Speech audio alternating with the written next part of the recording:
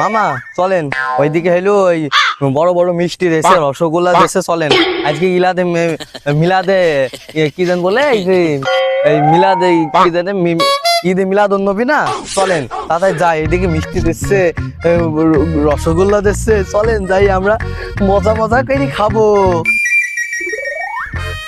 তুই শালা মিষ্টির জন্য এখন মসজিদে যা নামাজ পড়ার জন্য মিষ্টি খাবার আমরা এখনই নিয়ে যাচ্ছিস। তুই ইয়ে আছে দোকানে মেলা মিষ্টি আছে, তোকে মিষ্টি দিচ্ছি। শালা মিষ্টির জন্য এখন নামাজে যাবা, অন্য সময় ডাকি নামাজের কথা বলি, যাও না তো।